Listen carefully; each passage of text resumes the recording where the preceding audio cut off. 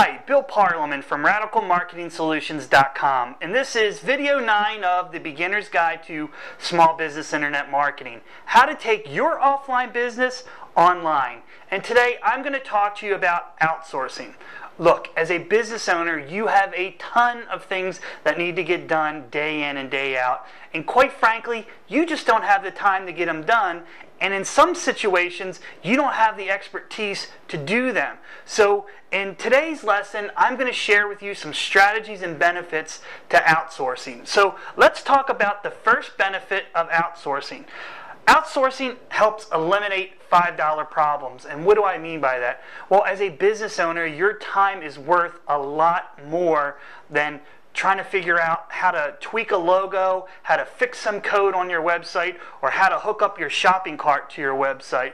Your time is worth $100, $200, $300 an hour, whatever you determine that to be, and working on those kinds of things just does not make sense for your business. As a business owner, you need to focus on the income producing and the things that are going to help produce leads for your business, the high ROI activities that are going to help sustain and grow your business, and working on logos and your website and things like that just aren't one of those things that you should be concentrating on.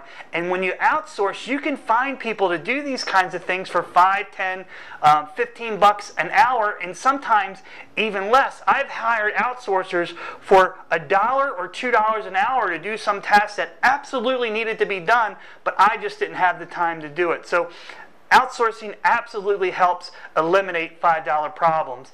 And the other thing is, you just may not have the expertise to do that task. So if you want to create a new logo for your website or for your business, and you're not an artist and you don't have expertise or skills in using a program like Photoshop, it makes no sense to go out and buy that program, spending weeks on end learning how to use those programs and creating your logo, when you could hire someone to do that for you and you could be doing things to help grow your business. So another tip for outsourcing: hire slow, fire fast. What do I mean by this? Take your time in hiring people.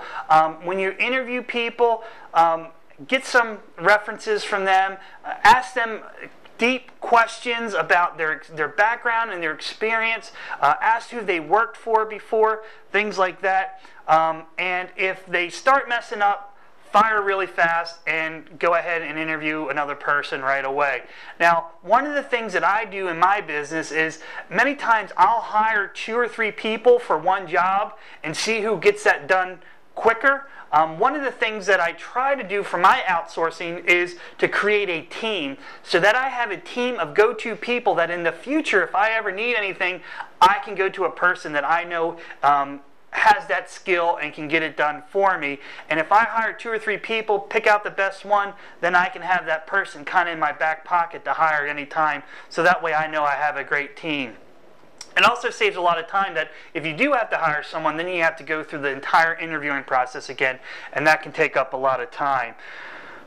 Third, start with small jobs first. What I mean by that is start with something that's pretty easy, maybe an article or a small logo or a small tweak to your website. See how that job goes. If they get it done quickly and under budget or on budget, then you can go ahead and give them more work to do as you build a relationship with them and as trust builds. Some of the things that you can outsource, and this is just a very small list, or you can basically outsource anything you want. You can outsource your articles, web design, blogging. The one thing, if you're going to do a blog post for yourself and you're going to hire someone else to do it, that can sometimes get a little tricky because you blog in your own voice. So make sure that the person you're hiring that's going to do the blogging is able to write these types of blog posts in your own voice. If you're just doing some sort of website and you're putting information out there and you don't really need your voice to come through in that blog post, then outsourcing your blogging is fine. Virtual assistants, graphic design, and web programming, things like that.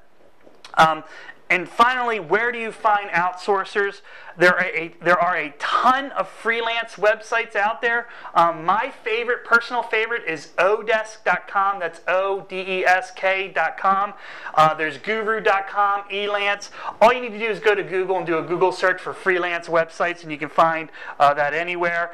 I have had some success using Craigslist, so you can find people that are looking for jobs.